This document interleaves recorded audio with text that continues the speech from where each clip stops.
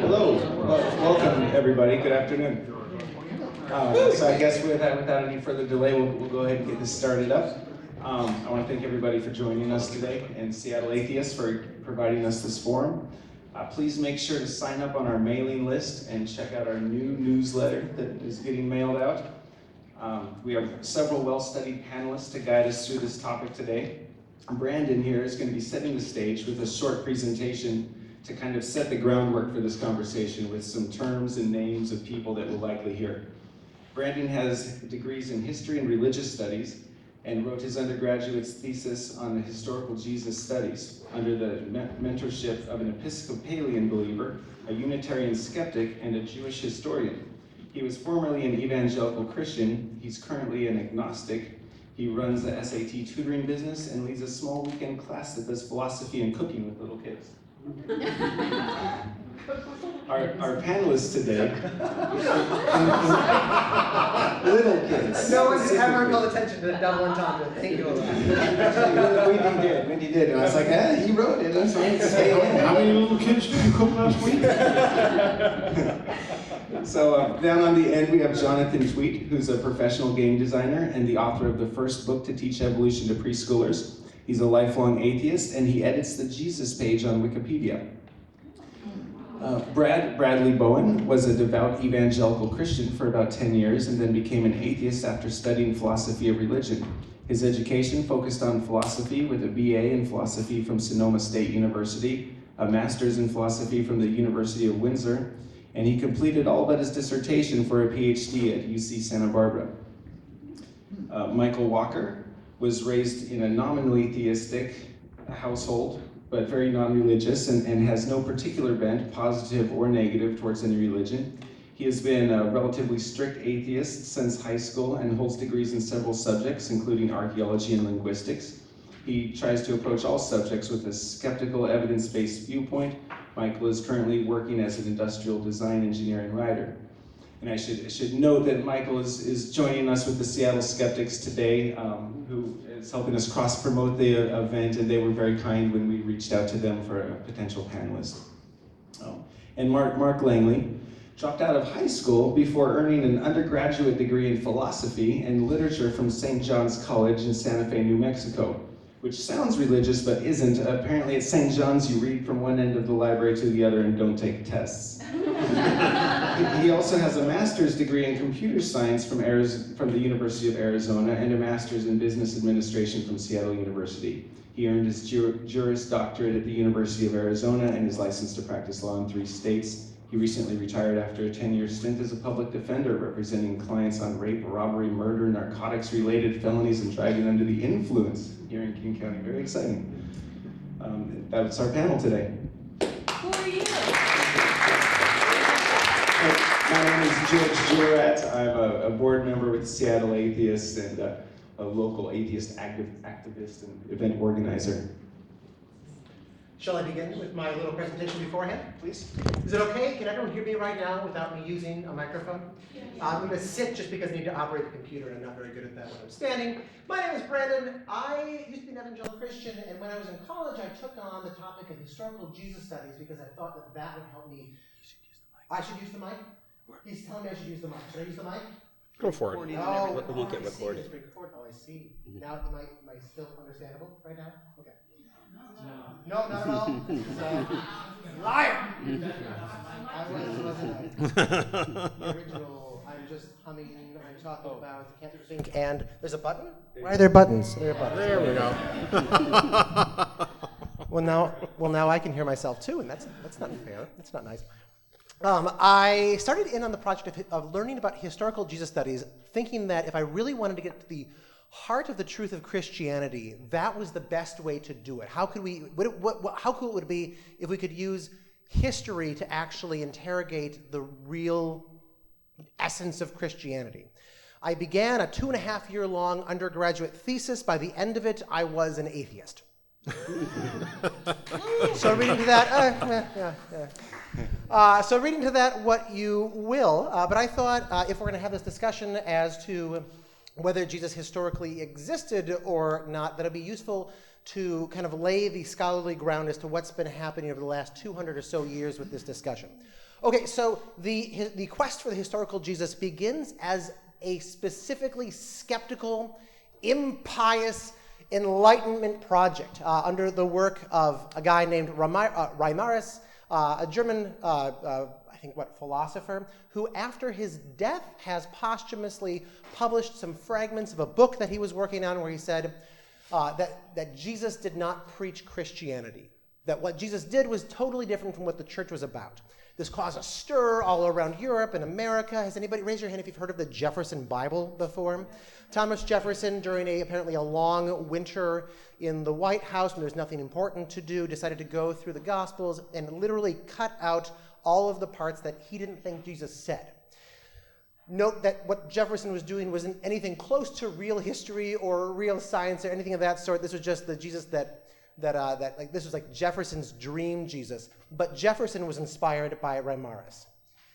The serious scholarly pursuit of the historical Jesus sort of lagged until 1835 when Strauss published a book at the age, I think, of 29 on the historical Jesus, where he said that Jesus was a Jewish reformer and he failed. And he realized he failed at the end of his life, and in anger and in forlornness, he got more and more zealous and threw himself into crucifixion. After Strauss's work, accounts of the historical Jesus proliferated throughout Europe. And they proliferated and were totally diverse. And you could write a book and get readership by saying that Jesus said this, or he was this, or that. And everybody was drawing from the gospel material and then kind of stretching it, bending it in different ways. Always to suit the person who is doing the writing. There's an old joke in historical Jesus studies. One scholar meets another at a conference. The first scholar says, "What are you working on?" Second guy says, "Oh, I'm writing my autobiography." First guy, "Oh, what are you going to title it?" Second guy, "Life of Christ." The idea is that everybody who wrote about Jesus was making Jesus suspiciously advocate for whatever positions they themselves wanted to believe, whether they're Protestant or Catholic or skeptical, agnostic, deistic, atheistic, a revolutionary reformer, an Enlightenment philosophe. They all looked like the people doing them. This was finally cleared up by Albert Schweitzer. Raise your hand if you've heard of Albert Schweitzer in any way before. Albert Schweitzer would go on to win the Nobel Peace Prize, but when he was but a young historian, theologian, and organist in Germany, he wrote a book titled The Quest for the Historical Jesus, where he said everything that everybody has written about Jesus has been crap. That nobody has a method, that nobody has done a systematic exploration of what is most likely to be the real stuff from the Gospels. All of these historians have thrown out the miraculous accounts. But beyond that, what was most likely to be the correct actual historical kernel to the Jesus story? What was it that no one would have ever made up? And what Schweitzer concluded was that it's the part where Jesus says, "The world is about to end." That nobody would make up that their founder said the world is about to end. No, really, it's going to happen within a couple days or years now. Everyone who's hearing me is still going to be alive when the world ends. So he thought, whatever we say about the historical Jesus, we need to at first say that he was a failed Jewish prophet. He destroyed historical Jesus studies.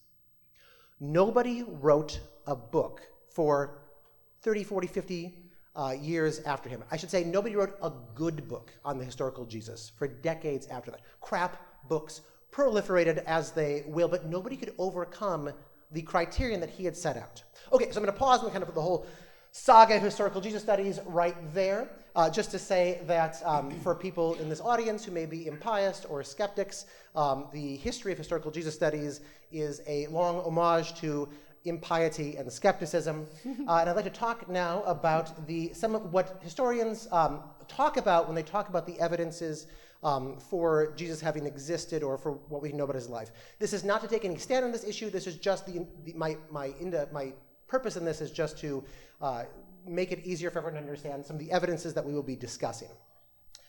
So we can talk about, let's actually start right there. This isn't historically important at all because it comes from far too late to be useful. Can anyone see what's going on here? This is a graffiti, an etching that was found in, I think in Rome, as unearthed in the 1960s or 70s. This is a man with the head of a donkey being crucified. And then a man to the left, a little man to the left of it, and the writing reads, Alexemos, basically Alex, worships his God.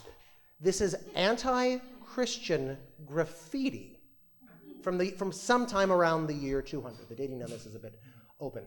It's a testament to the Christian movement having gotten even to the city of Rome and becoming kind of a big thing by that point. Moving more close to our potential subject. A big thing and an object of ridicule. Yes. Yeah. Yes. We have this, some historians point to this little bit from the Talmud, from the Mishnah specifically. You can read it yourself. And some people have said, that's really interesting. That actually looks a lot like it might be referring to Jesus tucked away there in the Jewish holy book. Moving, and we have no idea what the date on that was. I put that in mostly because it's interesting. This is a, what is this? Is this Tacitus's, this is Tacitus writing his history of Rome, specifically what happens in the year 64 with the giant fire that engulfs Rome.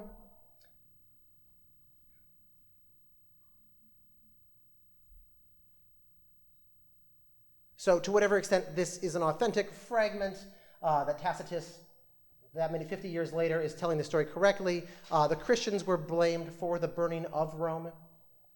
And Christianity is evil, the source of the evil, right? Yeah. He also misspelled Christus, and he spelled it with an E. Oh, that's right, Crestus. Yeah. This is Pliny, who's a governor of a spot that we would today call Turkey, writing a letter to the Roman emperor, asking what should he do with these Christians. And he's reporting to the emperor what these Christians do and believe. And he says that, I haven't gotten that much information out of them, but they have said things like this.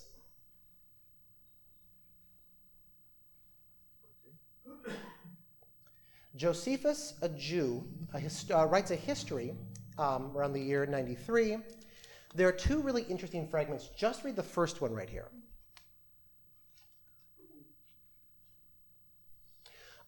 Little, kind of boring reference to someone who might be the brother of Jesus. We can debate and talk about whether that's likely to be the Jesus that we are talking about. The second segment, read that.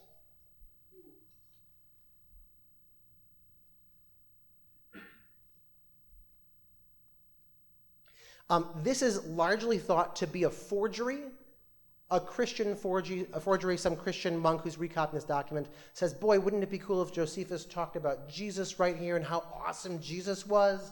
And so it's thought that he put it in there because this is nothing like what a Jew who is not a Christian would say. But it's part of what's talked about when we talk about this sort of thing. Now moving to a text that makes it into the Bible, yes. One quick comment. Josephus was actually a Roman of Jewish ancestry. He was a Roman citizen, and so it's not like he was some foreigner that was a Jew. And in fact, Josephus writes his history for the Roman conquering general Vespasian, who put down the Jewish revolt that ended in 70 CE, 70 AD, and identifies as the true Messiah the Roman Emperor Vespasian. Mm-hmm. So it'd be especially weird for Josephus to say, and Jesus was the real Messiah. This really does seem to be a forgery. But it's the sort of thing that people talk about when they talk about this. Well, there's more to it than that. I mean, so the reason... No, there's not. Pay no attention to the man in the black shirt. The reason that Josephus rose to fame anyway is he improvidently made a prediction of what would happen in a battle, and therefore obtain privileged status for then on. So, if you call one election, you get to call all the rest of them. So. Yeah, he predicted that Vespian, is that right? Yeah. Would become the emperor. You're right. Vespasian. Yeah. And that prediction came true, and Vespian said, "You got it." Thank you for correcting my pronunciation on that. So moving now to books that are not Gospels, that are not particularly about Jesus as a historical figure, but in the New Testament. Here are two segments from Paul. The first one, I believe, is from Thessalonians. The second is from 1 Corinthians. So Paul is this early exponent of Christianity, travels around the Roman Empire, and it really says shockingly little about the historical Jesus. Weirdly, almost suspiciously little about the historical Jesus. But he says this, among other things. And in that second segment there, this is oftentimes thought to be particularly noteworthy because Paul is not just saying this in a letter written about the year 54, but he's saying, when I came to you, people in a church in the city of Corinth, who I visited some years before, I told you something that was really important. And that thing that I told you, I didn't come up with myself. I was in fact taught it by somebody else. And you can read it for yourself there. And Cephas is Peter, the prime apostle that Paul met in person in Jerusalem, supposedly. Thank you very, very much. It's been said, and my Greek was never good enough, to say that this seems like it is like a poem or a hymn. It has the pacing of that in Greek. Moving outward, we see various other things to look at the timeline up here. Paul's letters. Sometimes the earliest one is 53 or 54, but all of these dates are arguable. I put in the fire that destroys Rome that the Christians are probably whatever blamed for. Mark is thought to be written sometime around the year 70. This is all debated. Matthew and Luke sometimes in the 80s or after that or before that. This is all debated. And then John and also the Gospel of Thomas sometime far after that. Okay, so I'd like to talk briefly about the Jesus that is presented in the Gospel of John. This is the one that's really important for Christianity now.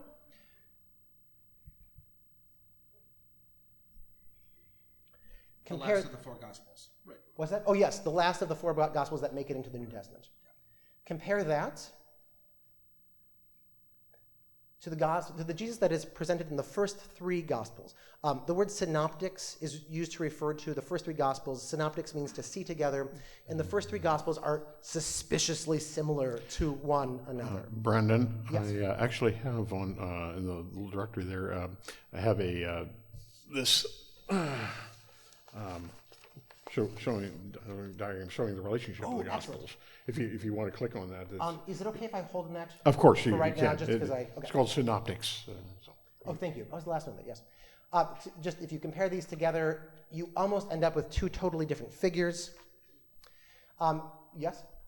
I feel it's important to point out that in the synoptics, during Epiphanies, like at the baptism and the transfiguration or whatever, Jesus is declared to be the Son of God. And that's not on your summary. And historians think that Jesus was first declared to be the Son of God when people had visions of him raised from the dead, and that then they backfilled that into the story later. But the synoptics say he's not just human, he's the Son of God in some special way. I would say that what the phrase "the Son of God" means is even really controversial. The clear Son of God in the Old Testament, right, the Hebrew Bible, is Israel. Israel is God's son, and so some people might think that the phrase "Son of God" just means Messiah, so is not anything more than just being a human. But you could be a human Son of God, for sure. Yeah. Well, let's let him get through this, and No, then we'll hash it out. But you're totally right. Historians today, when they say that Jesus existed, which is usually when you're talking about historical Jesus studies, though it should be noted that the idea that Jesus was a myth is present even from pretty early on in the historical Jesus research. They take one of these basic, things, ways, genres, ways of looking at Jesus. I can put that up later. So you think, what is the major evidence that people point to when they talk about the historical Jesus? You think with the synoptic Gospels, the first three Gospels, Matthew, Mark, and Luke. Speaking briefly about those three Gospels are weird. There are weird relationships to them, and I'll pull up, Michael, that picture that you did after I show this. Sure. Well, this. X means it's not in their gospel.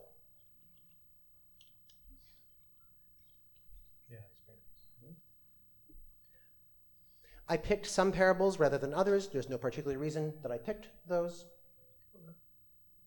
I'll look at the end part of it. The last words in Mark, the first gospel written, my, why have you forsaken me? That's given in Aramaic. And Matthew, the second gospel written, or maybe the second gospel written, it's the same words, but it's stylized into Hebrew. Matthew is all about speaking to Jews, telling the story of Jesus to Jews.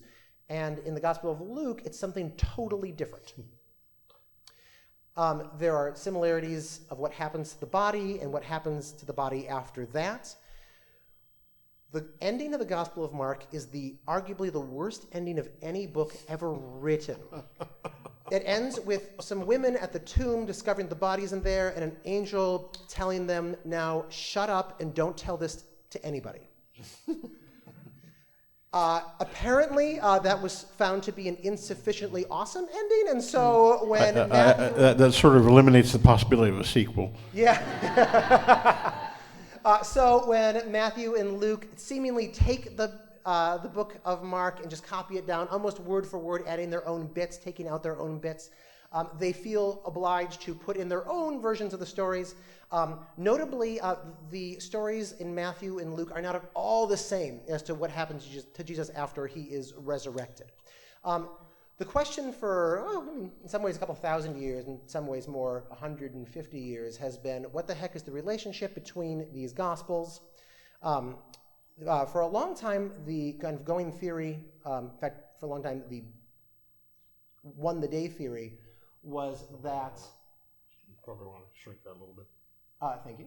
Was that Mark is the first gospel written, and then Luke has a copy of Mark in front of him while he is writing. Matthew has a copy of Mark in front of him while he is writing. Matthew and Luke do not know each other, never read each other's gospels. This is the major theory. And they add in their own bits of stuff. However, there does seem to be some weird double tradition stuff that is common to both Luke and Matthew. And so this is thought to be some sort of unique source, in German the word Quelle, that Luke and Matthew are drawing from. This has become known as the hypothesized Q gospel. Evangelical Christians tend to be uncomfortable with this because they want to believe that Mark and Matthew and Luke were the actual disciples of Jesus.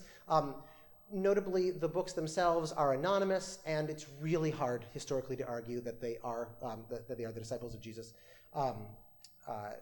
Luke, is a special example, a special case there, but I'll ignore that for the moment. So maybe there is even this earlier source, this independent source, not just from Mark talking about Jesus, but this Q gospel, this Q source that talks about Jesus. And that is my presentation. That is the lamest end of the presentation ever since the Gospel of Mark was first written. You saved it with that punchline, though. All right. So thank you very much, Brandon. So I guess we'll have an open format today where every panelist can respond to each question, but please keep your answers terse so we can try to cover as much material as possible. One of our objectives today is to demonstrate productive discourse by avoiding rhetorical tricks and being authentic. Let's prove that we can understand each other's points of view by steel-manning their arguments rather than straw-manning. Let's try to present the other person's arguments in the best way possible. And to start things off, let's go ahead and come down the line, starting with Jonathan and coming towards me. We'll have each person spend about 2 minutes stating their general position on Jesus or the origins of the Christian church. All right, well, I'm Jonathan. Historians are pretty much all in agreement that there was a historical Jesus who founded Christianity, and that's their opinion because that's where all the evidence from the first century points. Jonathan, can you point your mic toward you? There you go. Is that better? Yeah, there we go. So people who are skeptical about Jesus like to say that there's no evidence for Jesus. And we can talk about that later, but one thing we can all agree on is that there is a ton of evidence for the Jesus sect, that in first century Palestine for sure, and all over the Mediterranean, there was a sect of Jews devoted to worshiping Jesus. And we know a lot about this sect from the letters they wrote to each other and the canonical stuff they wrote and the apocryphal stuff they wrote and what they wrote about each other and lost books that we have found. And so if you look at that sect, they had no theology, they had no symbology, they had no leadership, they had no criteria for who could be a Christian, they had no criteria for kicking a Christian out. And it wasn't until Paul showed up and said, this is why Jesus was crucified, and this is what this all means, and this is why you get baptized. Like for the first 20 years, they were just waiting for Jesus to come back, and they didn't bother to set up a church or anything because he was going to come back really soon. So if you look at that sect, there's no way that it was created by a charlatan like Joseph Smith when he created the Mormons, because there would have been a scripture. The early Christians had no scripture. You know, there would have been rules. The guy who invented it would have been the boss, right? There was no boss among early Christians. So you look at it and it's just that religious group looks like it was founded by a hillbilly exorcist who got killed before he could set up any kind of plan for someone to take the reins. And so he died and left no leadership in place. It was all based on his charisma. And, you know, okay. Okay. My position is that I am a Jesus agnostic. And what I mean by that is that I don't know whether Jesus existed or not, and I seriously doubt that anybody else knows whether Jesus existed or not. All Jesus agnostics, in my view, are also Jesus skeptics, and what I mean by a Jesus skeptic is somebody who requires very strong evidence to exist before a claim of knowledge can be appropriate. So somebody who's a Jesus skeptic could potentially not be a Jesus agnostic, because if they believe that there was very strong evidence that showed it was either certain or nearly certain that Jesus existed, then they could be a Jesus skeptic but not be a Jesus agnostic. So in my understanding of the notion of being an agnostic or a Jesus agnostic, you can believe that Jesus existed as a Jesus agnostic, so long as your belief is that this is probable but not certain or nearly certain. So it's not a claim to knowledge, it's a claim that you believe the evidence has some degree of probability supporting it. And my own personal view right now is Jesus probably did exist. That is, I think it's more probable than not that Jesus existed. But I haven't studied the issue in depth for a real long time, so I'm open to learning and changing that probability to raise it or lower it to some degree. I think I will make a brief comment for skepticism in favor of a lower probability for the existence of Jesus. And I'd like to quote one of the great New Testament and Jesus scholars of our time, John Meyer, who's written a series of volumes called A Marginal Jew. And this is, I think, a very important comment that he makes in the first volume. For all practical purposes, then, our early independent sources for the historical Jesus boil down to the four Gospels, a few scattered data elsewhere in the New Testament, and Josephus. Okay. Well, I feel a little out of place here. I'm really not much of a historian. I have a background in archaeology, and I tend to look at things from an archaeological viewpoint rather than a historical viewpoint. Historians look at documents. Archaeologists tend to look at objects. And while I'm a little bit agnostic on things, I personally think that the evidence for an actual historical person being the person described in the Bible is largely missing. There pretty much just isn't any. My position is that there probably was no one actual person that did all the any significant proportion of the things that are attributed to Jesus.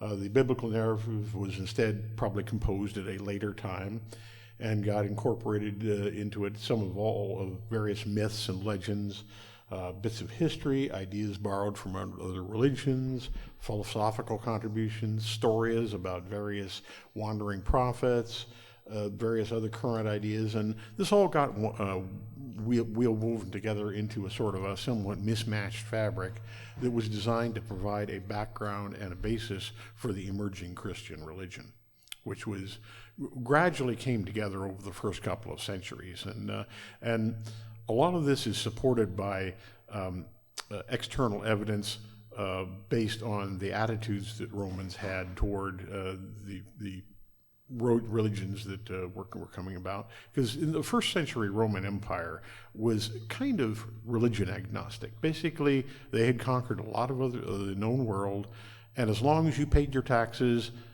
and didn't cause trouble, they didn't really care who you worshipped. And so while I certainly admit that it's possible that Jesus existed, my position is there's just really no evidence. We can discuss things like Josephus later. So to say that historians are in agreement and to think that that's compelling is like trying to prove the truth of a newspaper by buying 2 copies. The best argument that there is any reference to a physical historical Jesus, I think, comes from Paul. And recently I was reading over that and that letter, and he says, and so I saw Cephas and James. Well, who are Cephas and James? We have no idea. There is a tradition of people following along and taking the name of someone else. There's talk of there being the elders in these other cities. How old are they? Are they talking about some other Cephas and James? We have no idea. And the only thing that Paul would know was what they told him. Now, is there any reason to doubt Paul? Well, let's see. He does confess to murder. That seems like kind of a problem. We can impeach somebody with a felony, especially a hate crime of killing someone for his religion. Not the best witness. I wouldn't really want to call this guy. And is there any other problem with Paul's testimony? Well, he has these visions and sees things and stuff, and he sounds like he's an epileptic that might not really have a firm grip on reality? And this is what you're basing your faith on? All right, now, I like Jonathan's idea. It does seem plausible that there is a hillbilly Jesus. But this is what we all fall into. And this is the problem, I think, with the literature on this subject to date, is that everyone says, well, there are all these problems, and then, but I've got the answer. Oh, crud. Oh, I'm at 2. You got one line? Yes. The question we should be asking is whether an aggregated, edited document of uncertain date and provenance, making implausible claims on its face, can be considered dispositive. George? Yeah. As moderator, I don't know what you want to do. I feel like Mark might have misrepresented my view about the consensus there. By all means, if you'd like to respond to that. It sounded like you were saying it's wrong to say there must have been a Jesus because that's what the historians said, because that's what the consensus is. What was your comment about the 2 newspapers? I'm not saying you can buy 2 newspapers and prove something. What criticism were you trying to level at me on that? Well, that we need to look at the foundation for these historical claims. Now, the fact that they're agreeing on something is not itself dispositive. But what point? So I never said that we should. I didn't say that we should follow the consensus because it's the consensus, or that it's these things agreeing. I made a long case about the nature of the first century Christian church that you didn't address at all. Well, and I just don't think those people are credible. Okay, well, Okay, so wait, that's something we'll let's talk get about. into that. You set that. You set the record straight there, at least on that one point.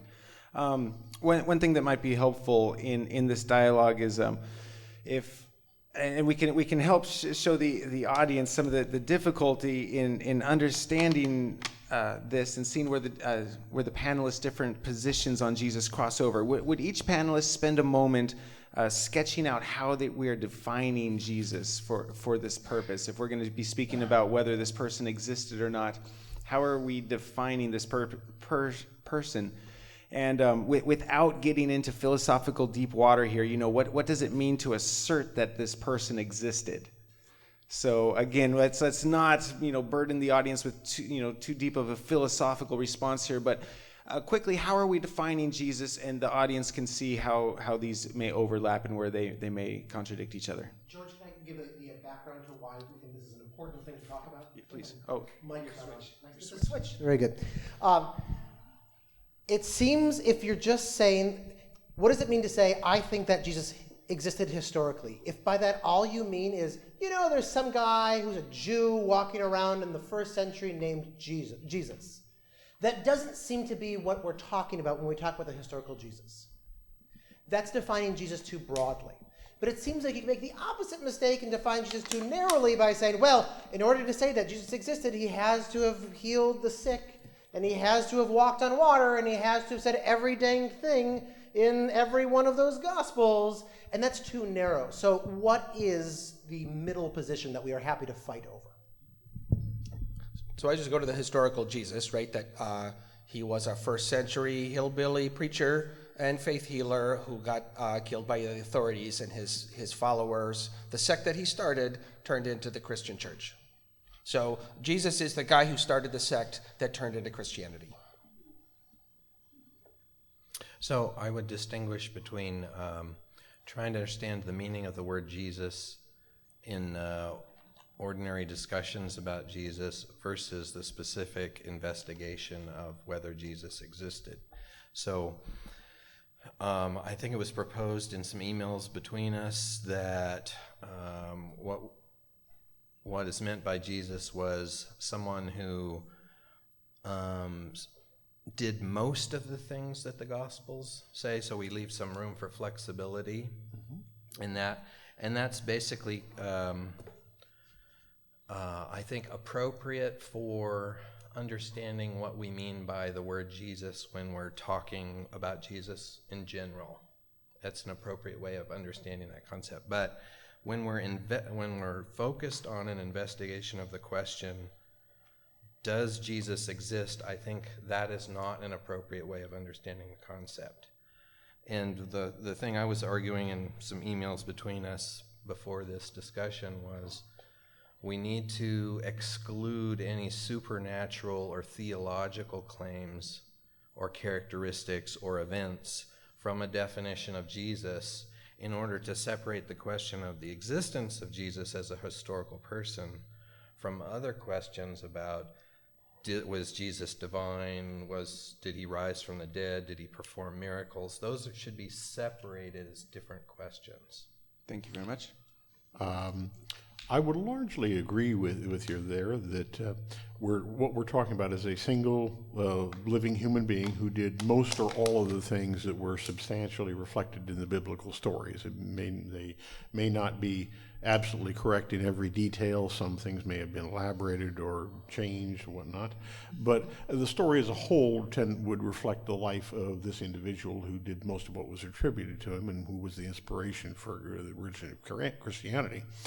However, I don't feel that you can exclude the various miracle workings from this, because in my view, that's what makes Jesus Jesus. I mean, there were lots of wandering prophets who talked a good line but didn't do anything. In the view of most Christians, what's essential about Jesus is he had God behind him. Now, I'm not saying he necessarily worked miracles by magic, but I am saying that the people that he spoke to may have thought he did. So I feel that if you're going to talk about Jesus as just some wandering preacher who didn't actually do anything, he didn't turn water to wine and nobody thought he did, that's a different person. the person I would define as Jesus either managed to pull off some kinds of stunts or at least made people think he did. And that's the person that we're discussing. Did he exist or not? Thank you. My position is much simpler. It's all a blur. That it's fundamentally indeterminate. It's like questions of whether Ned Ludd exists, of whom the Luddite movement is named, whether Achilles existed, or whether King Arthur existed. You're never going to be able to tease those out, and it's probably pointless to try. You can't question King Arthur. You have a quick. I want to clarify something about Bible stories, because the next two panelists talked about Bible stories and whether Jesus did the things in those Bible stories. And historians don't talk about Bible stories because the Bible is an incoherent mass of different stuff all jumbled together. A lot of it is forgery, right? So what the historians say is, did Jesus do the things that's attributed to him in the synoptic Gospels, right? Mark, Matthew, and Luke, not in John. Okay, thank you very much. And you're saying the Synoptic Gospels are not Bible stories? I'm saying that historians consider there to be both myth and real history in the synoptics, and that the Gospel of John is basically just a wash. Okay. Well, ignoring John, how do they distinguish the myth and the history in the synoptics? Should we get right into this? That's a good question. That's a great question. Is that something you can answer briefly? I think it's a really important. The question is, how do we differentiate myth and history from the synoptics? Right. What I would like to know is the people on the mythic side, like Mark, right? You're familiar with how historians do their work, and you just disagree with it. So can you tell Michael how historians differentiate, say, like why do they say some things are historical and other things aren't in the synoptics? Because that's just a historical question. This is not an opinion. This is just a fact of how historians do this. Well, I mean, they try to look at multiple sources, but it ends up being a judgment call. So that's how you see it, but how do the historians see it? What case do the historians say? What would a historian say to Michael? You go ahead and answer that for yourself. I don't have a good. Ooh. I don't know what. Multiple independent sources is a primary criterion. Multiple independent sources is one criterion. Yeah, but hold on. What you're saying, Mark, is you disagree with the historians, and you don't know why they reach the conclusion that they reach. Well, I think they reached the conclusion because that was the conclusion that they wanted to reach. And so they pull everything together, and in the way that we rationalize pretty much everything that we do. But I mean that if you're asking about the mechanics, sure, multiple sources, how clean the sources are, how free from editing, general impeachment. So what's something they would say from the synoptics that they think, wow, that really is historical? What's an example from that, and why would they say that?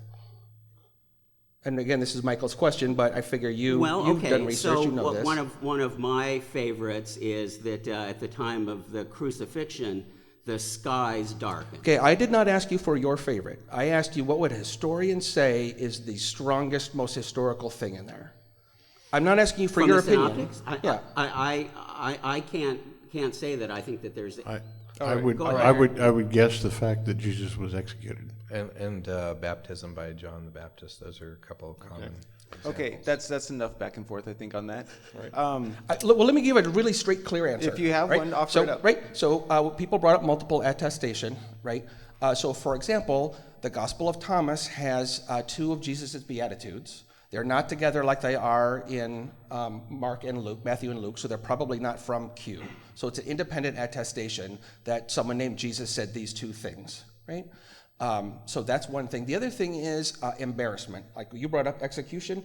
Nobody would have expected the Messiah to be crucified, especially dead, maybe, but crucified, hell no. And in fact, if you look at the earliest creeds, like up here what Paul said in 54, it talks about him dying, but not him being crucified, because Paul had not yet showed up and said, hey, stop pretending he didn't get crucified. He did, and here's why, and now we're going to start a whole new idea based on my cool thing, right? But early on, the idea that he was crucified was a big non-starter and people hated it and sort of didn't talk about it a lot. The Gospel of Thomas never mentions it. The Gospel of Luke and John make it out like he didn't really get hurt. He didn't really get killed. He just allowed his spirit to leave because he's a superior being or whatever. So that you can look at the crucifixion, and the Christians were so embarrassed by it that historians say there's no way that would have been invented. So that's a really clear case of how historians separate the history from. Okay. One quick response to that. That just strikes me more as a literary analysis rather than a historical one. To say that, well, so would this person have done that? We don't know what they actually did. And this is a problem with ancient documents. So, for example, Thucydides, the celebrated historian, says, a lot of times I don't really remember what happened, so I just say what they should have said at the time. Okay, that's a great segue into our next question. I'm going to start with you, so I'm going to come right back to you. I just, on a quick aside, we have some 3x5 cards and some pencils over there, and maybe Sarah will even help distribute those. Oh, everyone already has one. Okay, so you can jot down questions if you have questions for the panel, and Brandon here, if you can catch his attention, will come and grab those for you and determine if it's good enough to ask to the panel. It's good enough. Okay, so There's a minimum quality required. So we'll start with Mark now and go back down the panel the other way. Let's kind of in that vein. Let's talk about what evidence we would look for to demonstrate the existence of Jesus, or what evidence is there that Jesus didn't exist? Okay, well, so Richard Carrier has written a book about this, and that's saying, and in particular, that the epistles of Paul were not, he had all this opportunity to explain church doctrine, and it seems like the way to do that would be to say what Jesus thought. Never seems to do that. That's a huge literary problem. The other thing I think we need to keep in mind, and this is I think where Jonathan and I have a lot to talk about here, is that that our standards for what was history in the ancient world does not pass the laugh test. I totally agree. Okay, even Herodotus, historian, that he's giving lectures. He's essentially a sophist, traveling between cities, giving speeches. And the most famous and wonderful thing in Herodotus is this discussion between Solon and Croesus about someone named Tellus, where Solon is left with the great punchline, "Count no man happy until dead." Great line. Big problem. Solon, if he existed, lived about 600 years before Croesus. Though that conversation simply could not have happened. Maybe he was just really old.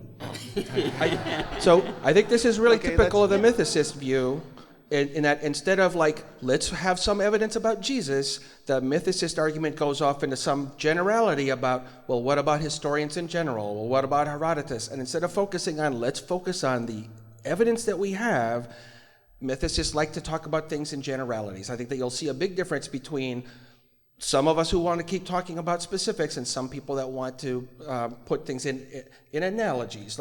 Like Mark said, it's like buying two newspapers. Well, why don't you tell us exactly what it really was rather than coming up with an analogy for what it's like? Why don't we stick to the real real Jonathan, you'll get the opportunity to address the mythicist case. Well, since he addressed me, may I respond briefly with one sentence? Sure. It's all a blur. Okay. Okay. So let's. Quote you on So let's continue down. If you guys would like to speak to this, we're talking about what evidence we would look for, what evidence is lacking, and perhaps we could talk about what evidence is the other side having difficulty explaining. I had if Brandon would help me out here, I had a brief sort of visual presentation here of what I tend to look for in terms of evidence, and I compared basically some people that we could consider either mythical or otherwise. That one of the things the gold standard for me is hard evidence. Things like, is there a body? Is there a tomb? Are there inscriptions? Are there portraits? Are there statues somewhere? Failing The that, answer is no. really?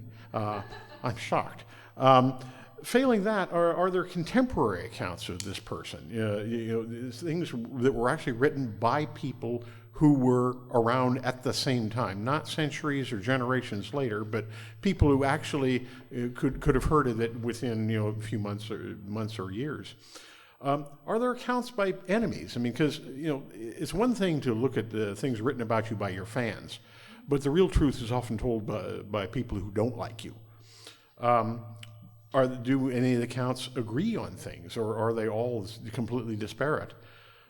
If they are differences, are they just telling different parts of the story, or are there contradictions? Are there supernatural events involved? I mean, if you start hearing that a lot of supernatural things, might be a clue that people are making things up. Are there firm dates, or is it just referred to as, it's something happened sometime, but we're not sure when?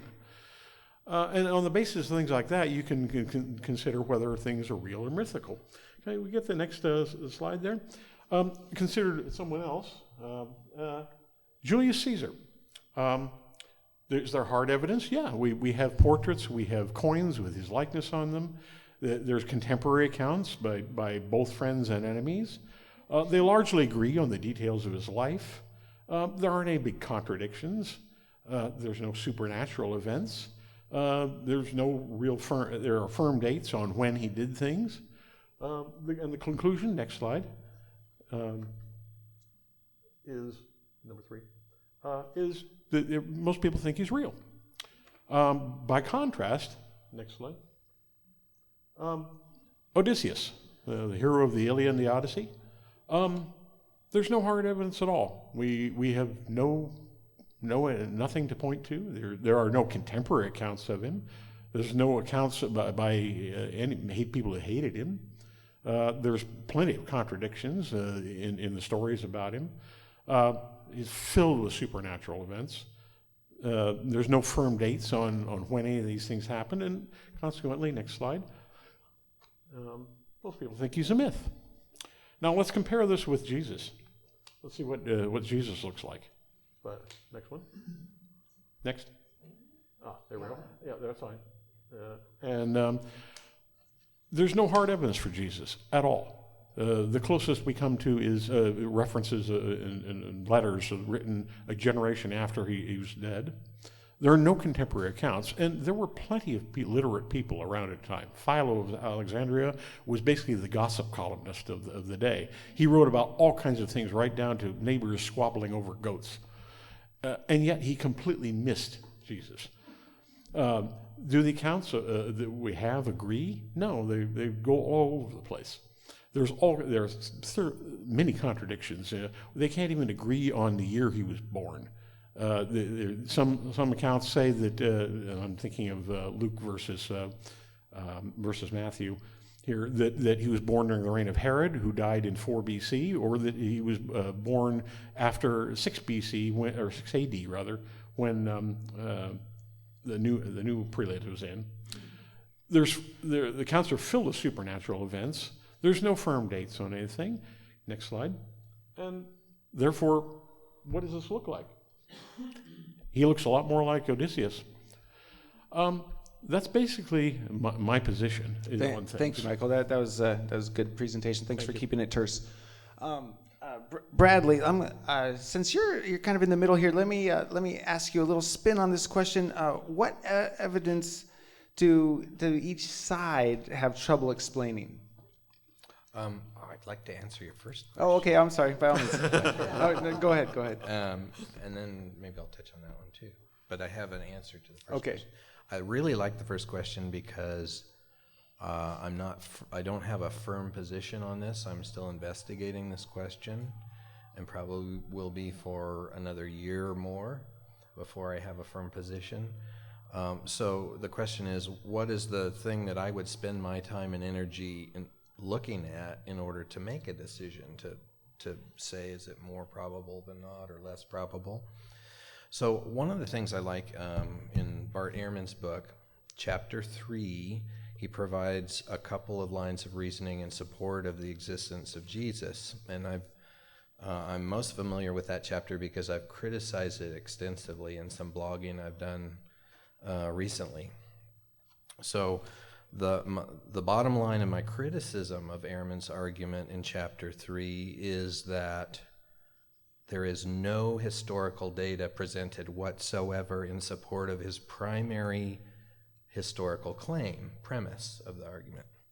The premise is, I've summarized it. Let's see if I have it here.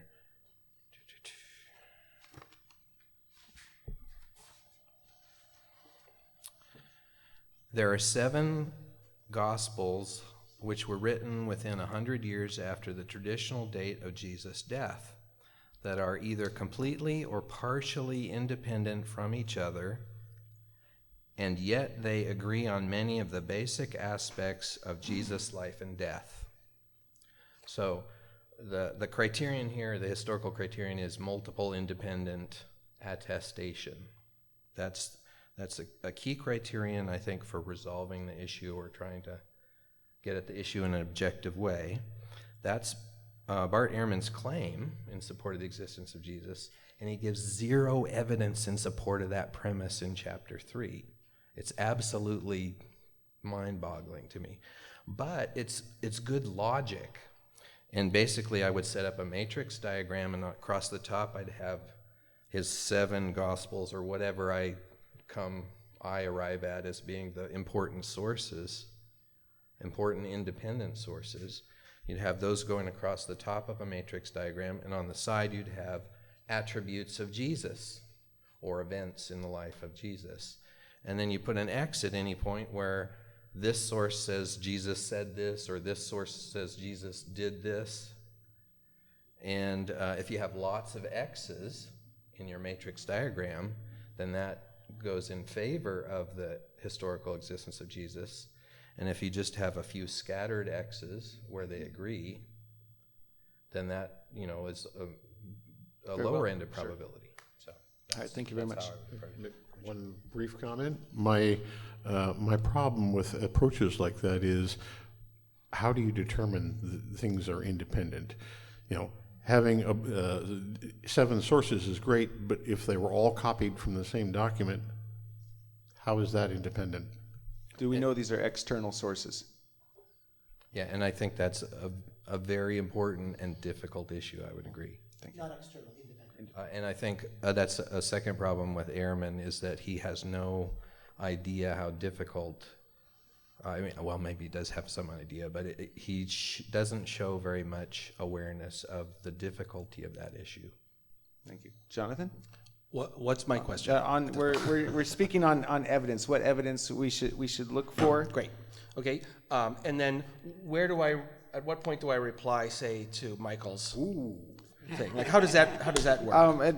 That was on the mythicist case. The weaknesses or the. Do you want me to address his thing right now, or do you want me to just give my spiel and then we'll talk about each other's stuff second? Right? Sure. Why don't you give your quick spiel and then go into addressing his. Okay. So this is amateur historical analysis, right? There's no methodology that says these are the things you need to look for. There's no methodology that says Caesar, Odysseus, and Jesus are the right people to compare, right? I could come up with a different list of things up there, and I could come up with 3 different columns, and I could go through all of them, and it doesn't prove anything, right? Like, that's not a standard historical way of looking at things. Right? So what did he leave off here? There's a sect of people devoted to him. There's a physical brother of him who is a leader in the church, and his top apostle, Peter, right? There is a unique voice print where if, like, Thomas Jefferson could look in the Bible and go, this sounds like one kind of person, and this sounds like a stupid priest adding stuff. And the Jesus Seminar does the same thing. There are things in the Bible that especially in the synoptics, that Jesus says that you don't hear anywhere else, and that's Jesus' unique voice print. He was this weird hillbilly exorcist, faith healer preacher, and he said all these crazy things like go the extra mile and turn the other cheek and what have you. And you can, like, if you know literature, you can read the Gospels and you can see that there was somebody's unique voice underneath there. So those things all got left out there. This is I mean, this looks nice, but it's not authoritative in any way, right? So my thing, if you want to talk about evidence, people, the mythic side, the thing that they're good at is they're good at criticizing evidence. They can criticize Josephus, and they can criticize Tacitus, and they can criticize Paul. Well, the one thing that the mythicists have never been able to do in the 200 and something years that people have been saying that there was no Jesus, nobody can explain where Christianity came from. No one can explain the origins of the sect that Paul joined. Nobody can explain where the scriptures came from or why they looked at the way that they did. Mark will tell you that you can't trust what you read in the scripture, and that's fine. I agree. Let's not use the New Testament to like it's history, but let's look at it as religious literature and see what we can tell about the people who wrote that religious literature. What would have led up to this sort of scripture? And what you see is, a sect in disarray without any real leadership that Paul has to come in and provide some structure to in order to make it really fly, and that there is a reason that no one has ever come up with a coherent explanation for where Christianity came from, other than that it was started by a historical Jesus, and that's because it was started by a historical Jesus. Quick rejoinder to that in one sentence. Okay. We don't have to explain where it came from. That's not a criterion of required of showing that Jesus was a historical figure, because saying that approach is along the lines of, but what else could it be? And secondly, I'm sorry, I lost my train of thought there, but that's okay. Go ahead.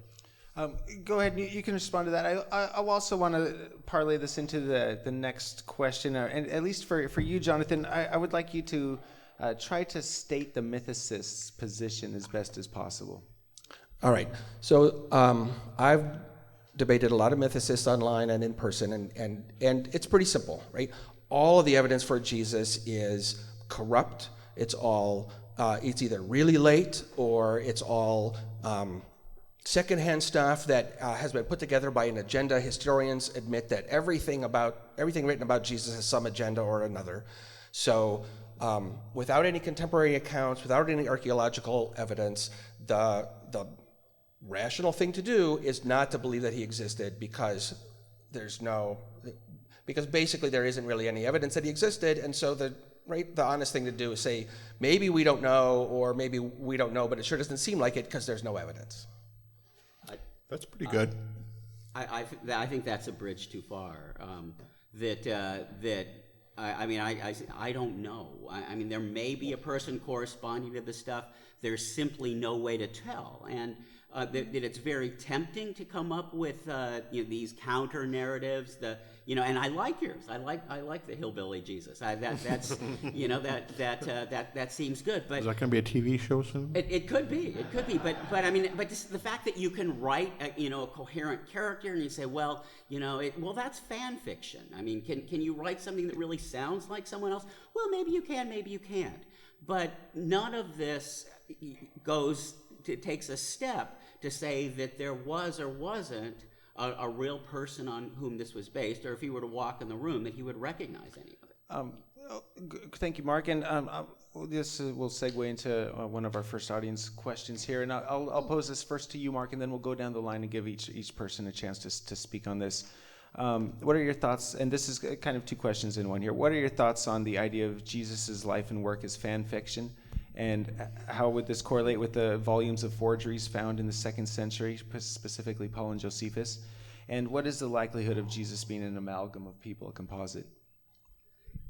Can I actually recommend that we have a brief time for each of them? I didn't write that question, but if I was going to write a question that I could answer myself, that would be it. That look, this is just the Rorschach test of looking at historical stuff. We say, oh, this is how it happens. This was his drive and his motivation and conflicts that he was going through, and that's what we do.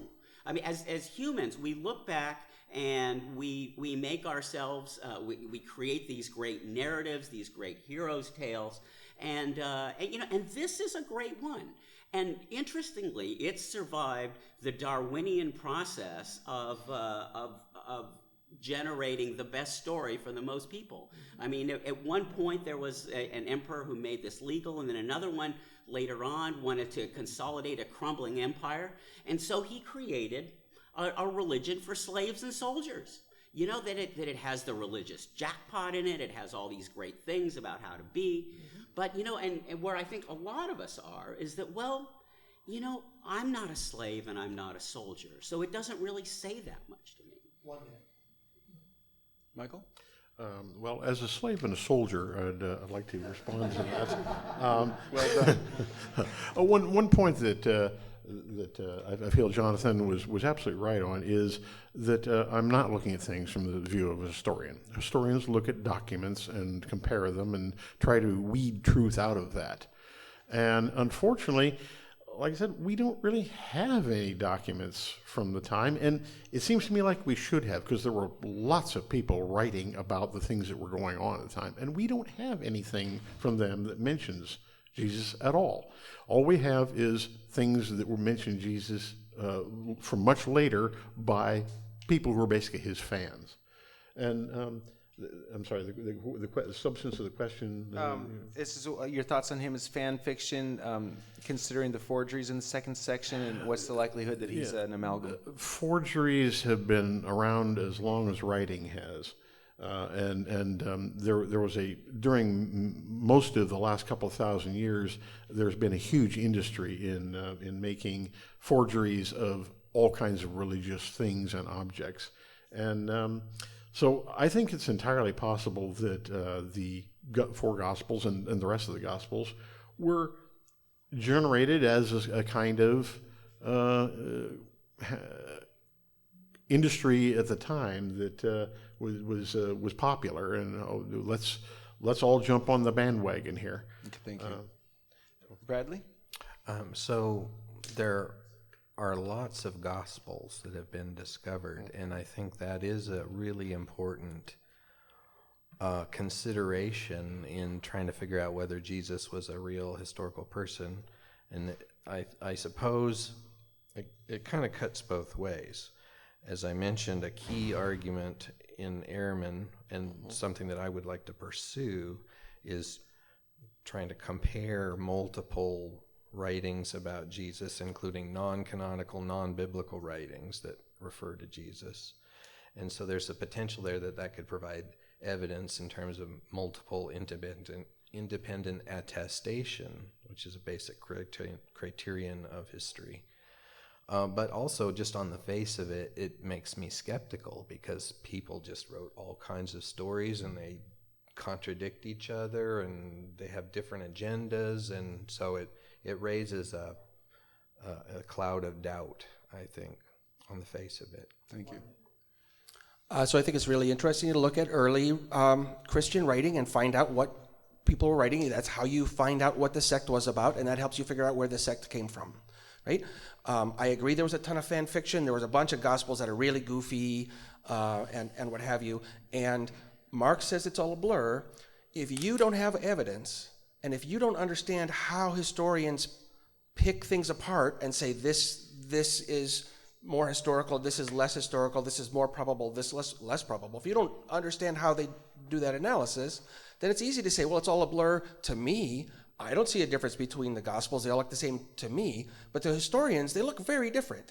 And so you can look at some things that, like Gospel of John, that's just fan fiction. Those guys were pulling stuff out of their butts, and they were saying crazy stuff. They had Jesus running around doing all sorts of crazy signs, saying all sorts of stuff, claiming the divine name for himself. Crazy. But there's stuff in the synoptics, like him being executed by as a runaway slave, that does not read like fan fiction. No fan would write that fiction. Can I make a brief comment on that? Brief, please. Okay. Actually, the Gospel of John does provide some evidence for the existence of Jesus, because contemporary New Testament scholars have started to lean in the direction of seeing some kernels of history in the Gospel of John, despite its very theological bent and bias. So Interesting. Okay, let's start with Jonathan. Is there any physical evidence of any of the miraculous events described in the Bible that any of those miraculous events actually happened? We're talking about the miracles done by Jesus, walked on water, Lazarus, healing, the virgin birth, etc. Can we stay at 1 minute? Or less. You can make this 15 seconds down the line if you want. No, I want them to stay at 1 minute.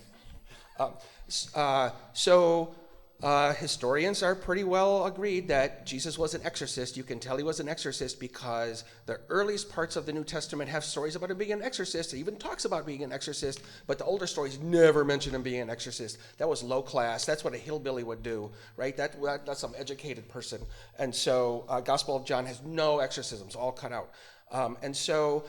No, there's no, like, an exorcism is like, here's a crazy person with OCD or epilepsy or schizophrenia or something, and I'm a faith healer, and I'm going to make them feel better, and everyone thinks that they're healed. There's no physical evidence left from that. Thank you. Bradley? Can you repeat the question? Any physical evidence for any of the miracles in the Gospels? Physical evidence? There's Physical no evidence. physical evidence of anything All right. in the Gospels, period. Well enough. Michael? No. Well, and I agree with that, but there is actually evidence of things that are documented that didn't happen. So, in particular, That historians think happened? no, that are mentioned in the Gospels. Yeah, well, what did their story? Okay. But that are generally conceded to have not occurred. In particular, the sky darkening around the time of the death of Jesus. That there were Roman astronomers, people who kept track of eclipses. No eclipse in this era, nothing that would have suggested that this occurred at all, and appears to have been just simply made up from whole cloth. Right, that's the standard historical view, exactly that. Yeah. That's right. And I would agree that there were most of the, or not most, but many of the miraculous events were things that people would not have failed to notice, and yet they did. Okay. One Did you further have one more comment? thing you want to say on that? Just on miracles in general, it's important, I think, to notice that the virgin birth and the resurrection appearances do not occur in the Gospel of Mark, and Right. Luke and Matthew use the Gospel of Mark as a source, and so when they talk about the virgin birth and they talk about resurrection appearances, they completely contradict each other on those. That looks like a Actual fire alarm here? I will You we'll mentioned pause the your virgin time. birth, and look what happened. I was going to say, see what you did. Oh, wait.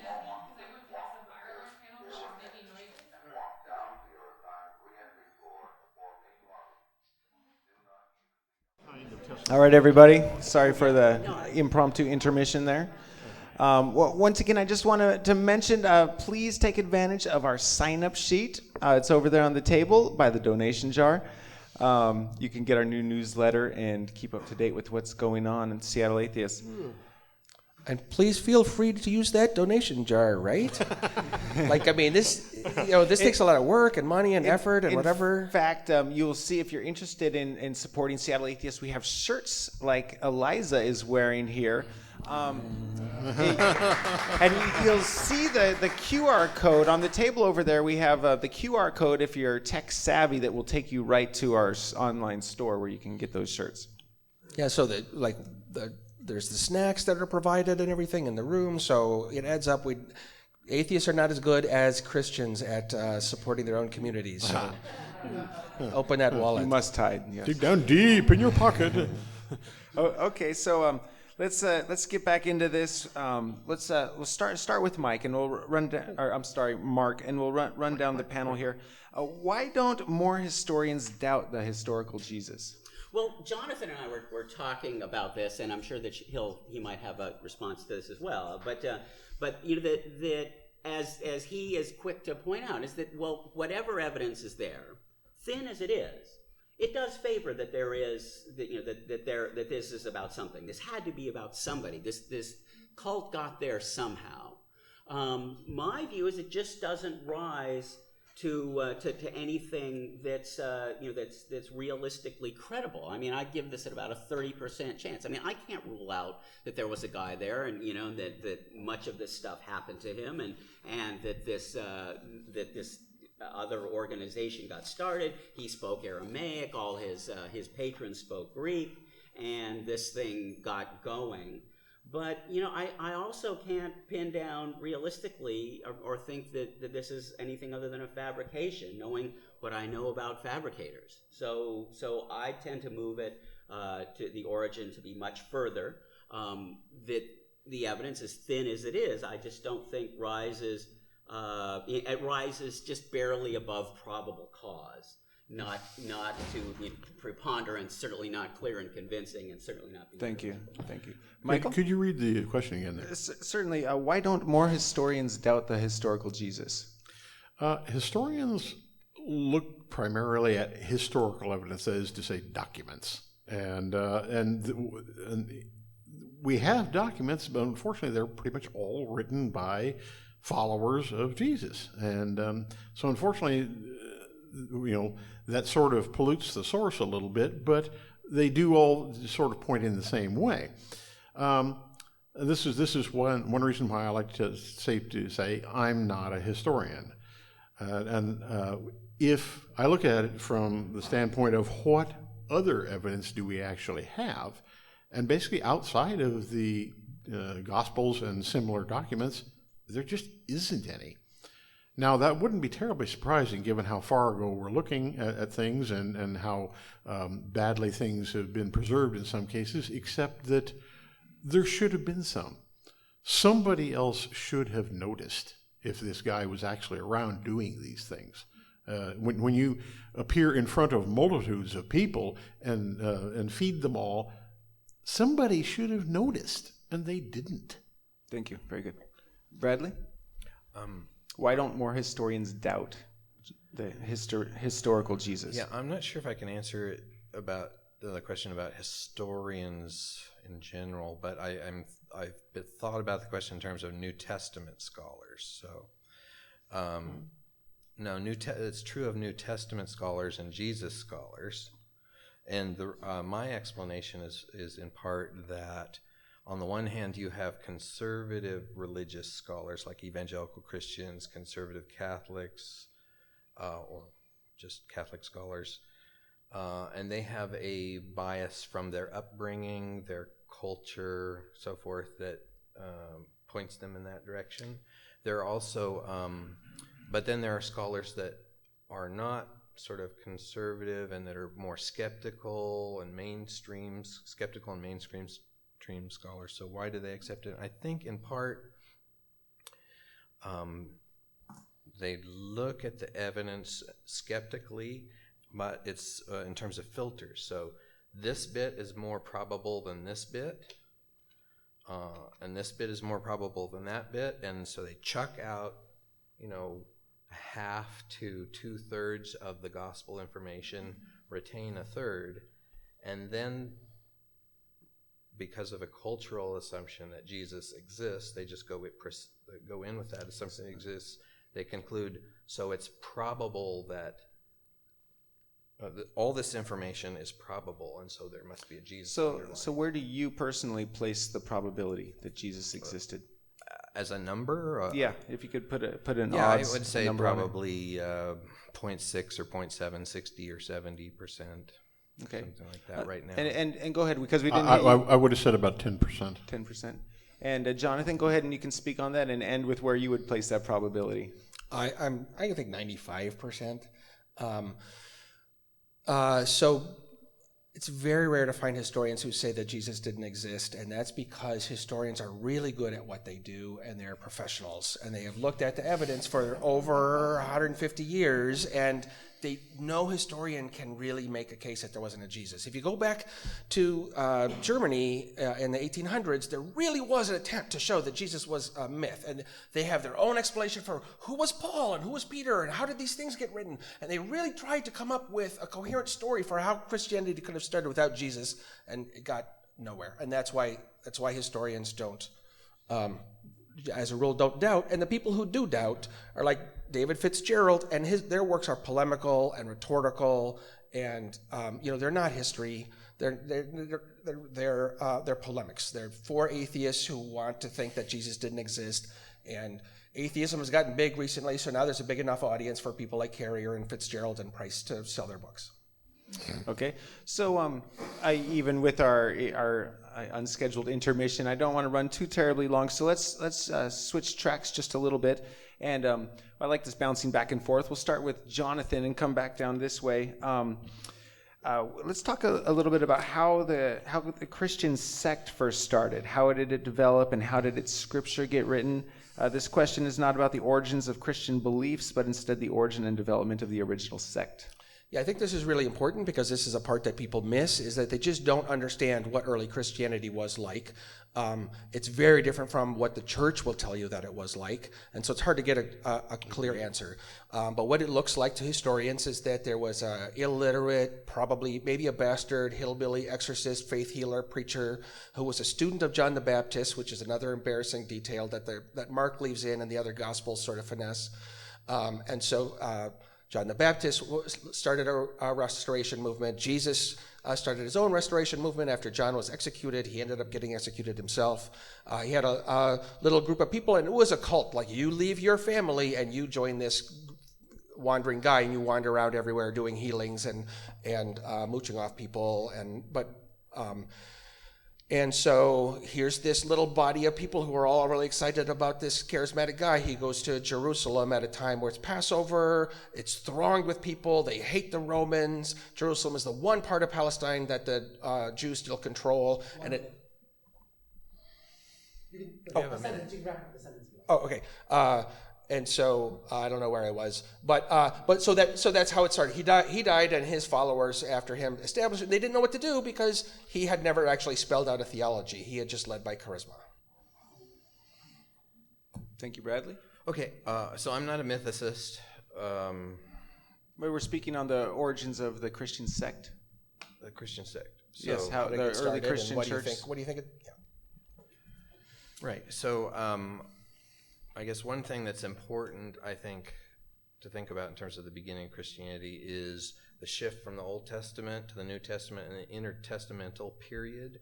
And so a big shift is, in my view, is Moses' view of punishment and reward is you obey God in this life and you get rewarded in this life with happiness, wealth, crops, children, so forth. You obey God in this life and you get a reward in this life. And the afterlife, well, it's kind of crappy for everybody.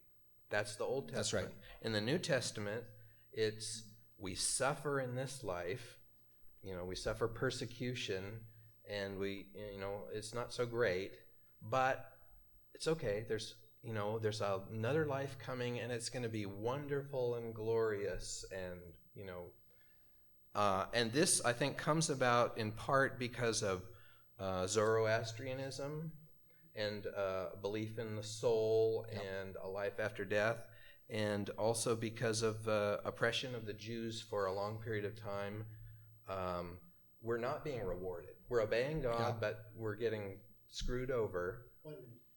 And so why is this? Why we're obeying God, but things are not so great? We're being oppressed by other nations.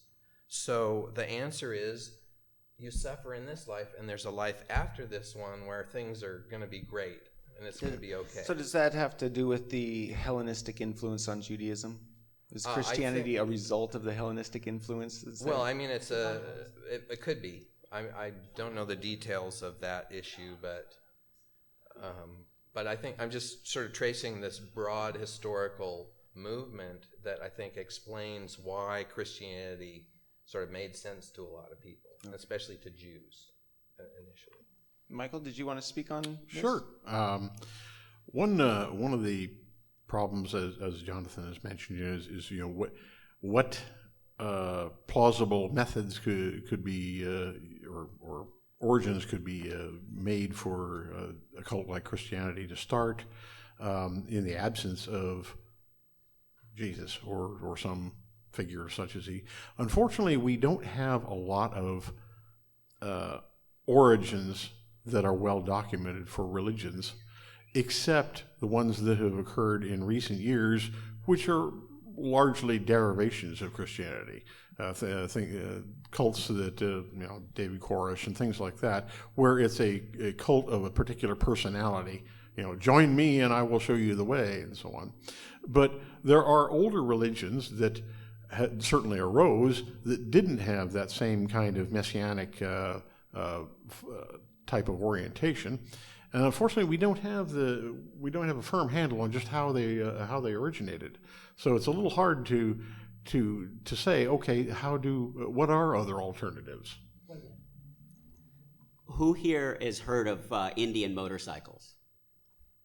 Okay, who here has heard of Harley Davidson? On the Harley Davidson jacket, the logo says 1903.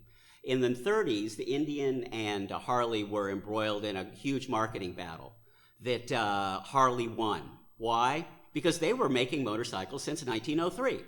That is completely false. The truth takes a beating.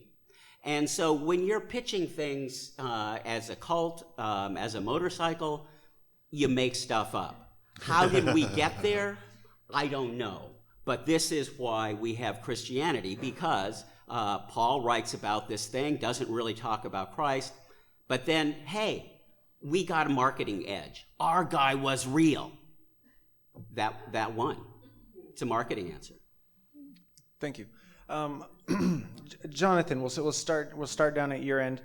Why so many different versions of Jesus in the early Christian sects? Paul complains about the other Christians treating him as a fictional totem. Even before Paul, other Christian groups were talking about different versions of Jesus. Why from the very beginning of this Christian church, why so many different variations of him?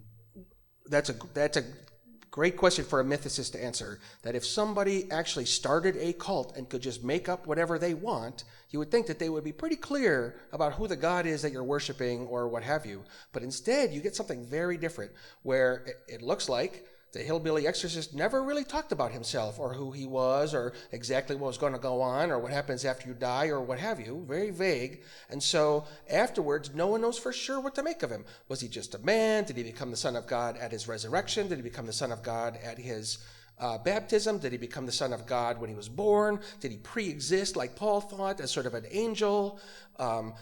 Was he too good for the material world and he was just an image? Like, the reason that there are all these ideas is, first, there was no version control because it was not a created cult. It was like people cobbled together and everybody could say whatever they wanted.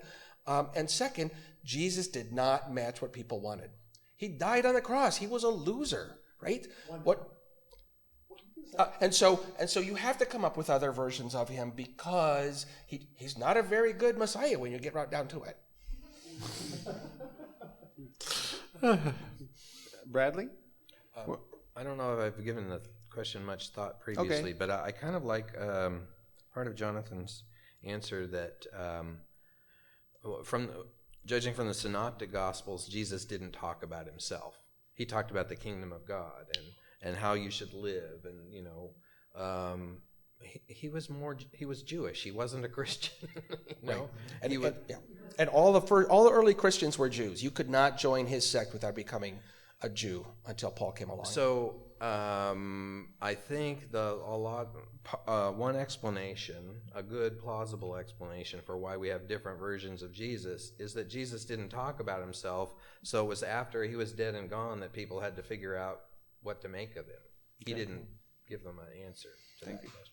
Michael, any thoughts on that? I would extend that not only was it after he was dead and gone, he never existed, and so people had to make up whatever they could think of. And obviously, if you have 10 different people making up stories, they're probably not going to agree on a whole lot. Literary Darwinianism in action. It's essentially the Kaiser Soze story. That it gets better, it gets worse, it changes, it gets used. And so consequently, by the time people started writing down Aramaic ethnic folktales in Greek, all bets are off. Alrighty. So, go ahead. You can add something to that if you'd like. So Yeah, no, go on. You sure? Okay. Aren't many of the stories in the Bible similar to the stories in older documents from other religions and cultures? Ooh, I know the answer to this one. And I'll add on to that, could the Roman Empire have invented Christianity, or some, could it have developed from some other tradition? Let's start with you, Mark. Yes. But look, I mean that again, this is just literary Darwinism. That the things get pulled together, the story gets better. It's the tales of our grandparents. I mean, was Elizabeth Warren's grandfather really a Cherokee? Well, maybe, probably. Who knows? But that's what she thought. In good faith, not attributing bad faith to anybody here, but stuff gets moved on. The ball gets moved, and things get passed on. Thank you. Well, I've got some really bad faith, so yeah, I think that definitely you could say. I'm sorry. What's the exact phrasing of the? Let's see, where were we? The why so many different versions of Jesus? Oh no, I'm sorry. On to a different question. Aren't many of the stories in the Bible similar to stories from older documents? Yes, there are, and this is something that a lot of people have noted that there, for instance, things like virgin birth. I went looking for that, and I came up with about 8 or 10 different examples. Everything from Horus to Perseus to Ra in Egypt and so on. It's clearly something that could have been borrowed from other traditions. Even the crucifixion and execution of your holy person has precedence too. It's very hard to indeed find any major part of the Jesus narrative that didn't have any precedent. I'm sure Jonathan could probably find some, but and so yeah, there's a lot of analogous things in pre-existing work there. Very good. Thank you. So I'm probably more on Jonathan's side on this one. I think New Testament scholars in general are aware of literature outside of the New Testament, and so they do recognize in some cases that a story about Jesus has its origin in some other non-Christian literature. And so I think that's just a part of consideration in doing historical Jesus research as it exists now. Oh, that's probably true. About the Roman Empire inventing Christianity, you get that every once in a while because indeed Constantine did set up the Nicene Creed, but that was 300 years after Jesus. So there's no way the Roman Empire created Christianity. As to are things similar? So Mark and I have very different ideas. Mark says everything is a blur. He can't tell one thing from another. It all looks the same. He's got no opinion. Historians look at the Gospels and they see this is different from that and that's different from this, and so they look at the things that are similar, right, to other things like the blood sacrifice stuff that Paul introduced for the first time into the sect 20 years after Jesus was dead. Yeah, a lot of that stuff is similar to weird pagan stuff that was going on in mystery cults. And like Bradley said, the historians know that, right? But the stuff that isn't similar, like, oh, your son of God was somebody else's, he was John the Baptist's students, and he repented for his sins and got baptism. Like, that makes no sense and has no precedent. The crucifixion really doesn't have a precedent. People say it does, but you cannot find a good source for that. And also, there's just no way someone would have invented the detail of the crucifixion because it was so embarrassing and so humiliating. They downplayed it. Why would they invent something that they then had to go around and downplay? Doesn't make any sense. Thank you very much. Mark, did you want a chance to respond to that? Yeah. This stuff just got passed on because it was interesting, not because it was true. And so diving in and trying to say, well, why would they invent that? Why would they invent this? Look, I spent a big part of my professional life trying to sort out the stories of conflicting co-defendants. And as often as not, there's just nothing there. You know, that people say stuff, they have reasons for saying stuff. There is no reason to think that any of it is actually true. You know, that some of it is, some of it isn't. No way to tell. Certainly not from the words themselves. Okay, I'll throw in one small thing. I should point out that you can say things are embarrassing, and yet there's a certain status value to being a victim. Martyrdom. Bradley? Daniel Boyarin. I'm not sure if I'm pronouncing that right. He's a highly respected Jewish scholar, Talmud scholar, I don't know, at UC Berkeley, and he's got a book out, and he argues that the suffering Messiah is actually fits in with Jewish thinking of the time. It's been assumed for quite some time by most New Testament scholars that the suffering Messiah idea was a new idea that Christians invented and imposed on Isaiah 53 in the Old Testament and so forth. But anyway, there's an opposing argument that he's come out with. Thank you. Arguing for that. Did you want to put a bookend on that, Jonathan? So Mark sort of agrees with that everything is, with my opinion, how I described his view. Everything is a blur. He keeps bringing up, Mark, you keep bringing up analogies. You keep avoiding the actual evidence for the actual thing, and you'll talk about Harley Davidson, and you'll talk about Elizabeth Warren, and you'll talk about your experience in court, but you won't talk about the actual evidence for the actual thing, and that's what I think we need to focus on. Okay. Well, out of respect for everybody's time, we'll make this our last question. Sure. But it might give Mark a chance to speak on that thing. What was the most recent new evidence, interpretation, idea, or criticism that changed your position on this, or that you saw changing other people's position? Let's start with Jonathan and come down the table this way. When you say again, what was the most recent new evidence, interpretation, idea, or criticism that changed your position on the historical Jesus, or that you saw changing other people's positions? And that's new evidence to me. That isn't like... Correct. Okay. So when I started editing Wikipedia, I found out that the Gospel of John is almost entirely disregarded by historians. And I had not known that. And that really opens your eyes, because it shows that historians are making a distinction between some things and others, and they're not just following the Christian canon, and you get a really different idea of who Jesus was if you leave out all the weird stuff in John. So for me, that was my biggest thing, and that's one of the things I hammer on the Jesus page on Wikipedia, is that's the thing, the number one thing people should understand about what the Gospels say about Jesus is historians find historical stuff in the synoptics and not in John. So can I do two? Yeah, sure, of course. So one is Boyarin.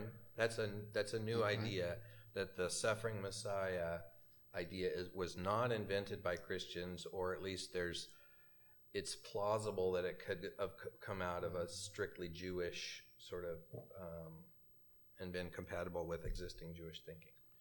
So that's, I think, a really important idea to look at. And I just saw a book that came out, and I haven't read it yet, but it looked very interesting. The Anglican bishop, Spong, has written a book about the Gospels, and I just kind of went through it really quickly, and he argues that they were written, he argues for a way of reading them that they were not intended to be read literally. So it's kind of like the argument with the book of Genesis, People say, well, Earth wasn't created 6,000 years ago in 6 days, and so Genesis is just false. And then other people say, well, you're reading Genesis wrong. It's not intended to be read literally. It's just a story with some moral implications. And so Spong is doing the same thing with the Gospels, or at least some of the Gospels, and he's arguing that we're reading the Gospels differently than they were originally read. They were originally read as non-literal. They weren't intended to be historical documents, and it's a very interesting looking book.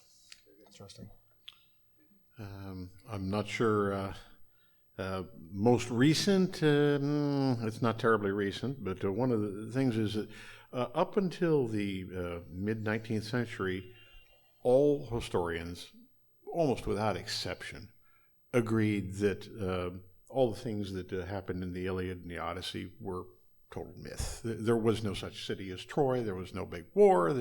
None of that happened. It was all a myth.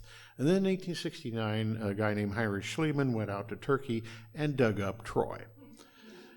And turns out all the historians, all the consensus, completely wrong. And what that said to me is, it doesn't really matter how many people agree on something. It may or may not be true anyway. You have to look at the actual hard evidence, not just what people think. More recently, I'm sorry, I'm going to have to give it a remark because I lost my train of thought again, but go ahead. Well, the Schliemann Troy is still up in the air.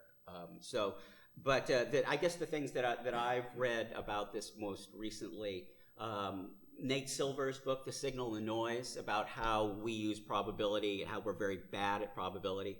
Daniel Kahneman's book, The Psychologist, Thinking Fast and Slow, about how we're very bad probabilists intuitively.